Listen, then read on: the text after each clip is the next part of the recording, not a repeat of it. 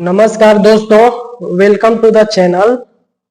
आज हम बात करने वाले हैं इंडियन हिस्ट्री की सबसे महत्वपूर्ण घटनाओं में से एक 1857 की क्रांति, जिसे अंग्रेजी में द रिवोल्ट ऑफ 1857 या 1857 की क्रांति कहा जाता है।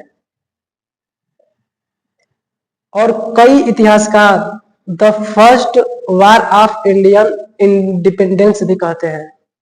तो इसी के बारे में आज चर्चा करने वाले हैं। लेकिन सवाल यह है कि क्या यह केवल सिपाहियों का विद्रोह था या फिर भारत की आजादी की पहली लड़ाई।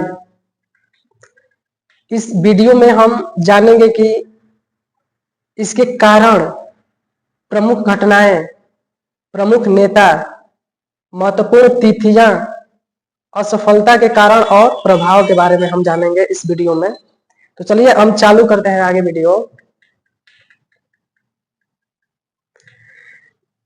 भारत की स्थिति 1857 के पहले क्या थी, इसके बारे में थोड़ा चर्चा करें तो 18वीं शताब्दी के अंत में और 19वीं शताब्दी के मध्य तक British east India company Bharat के बड़े हिस्से पर कब्जा कर चुकी थी। 1757 की बैटल ऑफ प्लासी और 1764 की बैटल ऑफ बक्सर के बाद अंग्रेजों की शक्ति लगातार बढ़ती गई। 1856 तक कंपनी भारत के अधिकांश क्षेत्रों पर नियंत्रण कर चुकी थी। क्रांति के राजनीतिक कारण क्या थे, इसके बारे में थोड़ा चर्चा कर रहे हैं। तो गवर्नर जनरल लॉर्ड डलहौजी ने डॉक्ट्रिन ऑफ लैप्स की नीति लागू की। इस नीति के अनुसार यदि किसी राजा का कोई सगा उत्तराधिकारी नहीं होता था तो उसका राज्य अंग्रेज अपने अधिकार में ले लेते थे। इस नीति के तहत झांसी, सतारा, नागपुर जैसे राज्यों का विलय किया गया, या झांसी, सतारा, नागपुर जैसे राज्यों का विलय कर लिया गया। 1856 में अंग्रेजों ने लखनऊ स्थित अवध राज्य को भी अपने नियंत्रण में ले लिया। अब समझते हैं आर्थिक कारण के बारे में। तो आर्थिक कारण के पहलू से देखें तो ब्रिटिश पॉलिसीज ने भारतीय अर्थव्यवस्था को कमजोर कर दिया। Indian handicrafts and textile industries को नुकसान पहुंचाया गया। किसानों पर भारी कर लगाए गए। कई कारीगर बेरोजगार हो गए। इससे जनता में अंग्रेजों के प्रति गहरा असंतोष पैदा हुआ।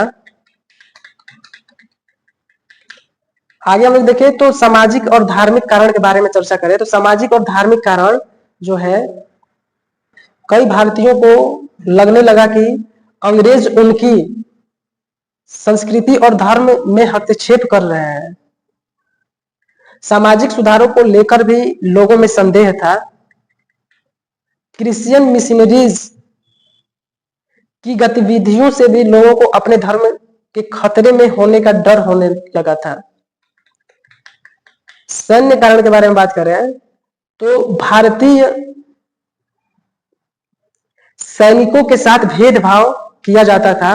उन्हें अंग्रेज सैनिकों की तुलना में कम वेतन मिलता था। उच्च पद पर भारतीयों को मौका नहीं दिया जाता था। इस कारण सेना में असंतोष बढ़ता गया।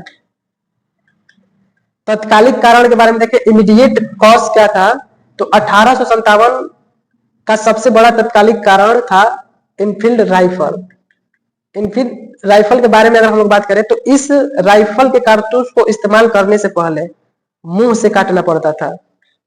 अफवाह फैली कि कारतूस पर गाय और सुअर की चर्बी लगी हुई है। हिंदुओं के लिए गाय पवित्र थी और मुसलमानों के लिए सुअर अपवित्र था। इससे सैनिकों में भारी आक्रोश फैल गया। मंगल पांडे के बारे में जाने। मंगल पांडे इस विद्रोह के जन्मदाता हैं। मंगल पांडे और विद्रोह की शुरुआत, तो इसको चर्चा करें तो 29 मार्च 1857 को मंगल पांडे ने बैरकपुर में अंग्रेज अधिकारियों के खिलाफ विद्रोह किया। हालांकि उन्हें गिरफ्तार कर लिया गया। 8 अप्रैल 1857 को उन्हें फांसी दे दी गई, लेकिन उनकी कार्रवाई ने पूरे देश में विद्रोह की चिंगारी जला दी। मेरठ से क्रांति का शुरुआत या मेरठ से क्रांति की शुरुआत 10 मार्च 1857 को मेरठ में भारतीय सैनिकों ने विद्रोह कर दिया। उन्होंने अंग्रेज अधिकारियों पर हमला किया और जेल में बंद कैदियों को मुक्त कराया। इसके बाद विद्रोही दिल्ली की ओर चल गए या विद्रोही दिल्ली की ओर बढ़ गए और दिल्ली पर कब्जा हो गया। 11 मार्च 1857 को विद्रोही सैनिक दिल्ली पहुंचे। उन्होंने अंतिम मुगल सम्राट बहादुर शाह जफर को भारत का सम्राट घोषित किया। दिल्ली क्रांति का मुख्य केंद्र बन गई। और हम लोग समझेंगे कि प्रमुख नेता कौन थे। तो झांसी में रानी लक्ष्मीबाई ने अद्भुत वीरता का परिचय दिया। उन्होंने अंग्रेजों से अंतिम सांस तक संघर्ष किया। उनका प्रसिद्ध कथन था, मैं अपनी झांसी नहीं दूंगी। कानपुर में नाना साहब ने कानपुर में विद्रोह का नेतृत्व किया। तात्या टोपे के बारे में समझे तो तात्या टोपे गुरिल्ला युद्ध के महान रणनीतिकार थे। बिहार की बात करें तो बिहार में कुंवर सिंह ने लगभग 80 वर्ष की आयु में अंग्रेजों से युद्ध लिया। या अगर क्रांति के प्रमुख केंद्र क्या थे, तो क्रांति के प्रमुख केंद्र दिल्ली क्रांति का प्रमुख केंद्र था। कानपुर नाना साहब का नेतृत्व है। लखनऊ में अवध के लोगों ने अंग्रेजों का विरोध किया। झांसी में रानी लक्ष्मीबाई का संघर्ष और बिहार कुंवर सिंह का नेतृत्व। अंग्रेजों की प्रतिक्रिया क्या हुई, तो ब्रिटिश गवर्नमेंट ने बड़ी संख्या में सैनिक बुलाए या पंजाब और अन्य क्षेत्रों से सेना मंगाई गई। धीरे धीरे अंग्रेजों ने विद्रोह को दबाना शुरू किया। क्रांति की असफलता के कारण एकीकृत नेतृत्व का अभाव, आधुनिक हथियारों की कमी, सीमित संसाधन, पूरे भारत में विद्रोह न फैल पाना, अंग्रेजों की बेहतर सैन्य व्यवस्था, संचार और संगठन की कमी। तो इसका परिणाम क्या हुआ, रिजल्ट्स क्या निकले, तो 1858 में ब्रिटिश पार्लियामेंट ने गवर्नमेंट ऑफ इंडिया एक्ट पारित किया। इसके बाद ईस्ट इंडिया कंपनी का शासन समाप्त कर दिया गया। भारत का शासन सीधे ब्रिटिश क्राउन के अधीन आ गया।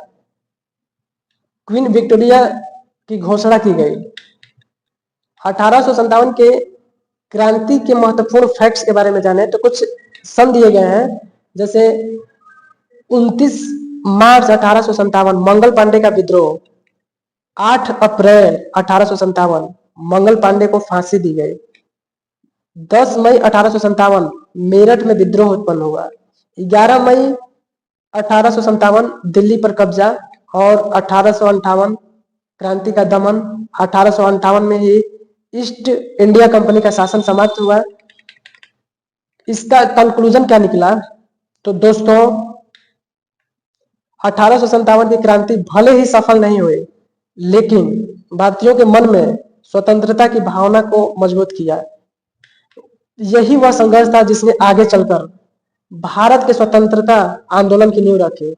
इसलिए 1857 की क्रांति को भारतीय इतिहास का एक टर्निंग पॉइंट माना जाता है। ऐसे वीडियो आते रहेंगे। मिलते हैं नेक्स्ट वीडियो में। अगर यह वीडियो आपको पसंद आया हो तो इसको शेयर, लाइक, सब्सक्राइब जरूर करें। धन्यवाद। मिलते हैं।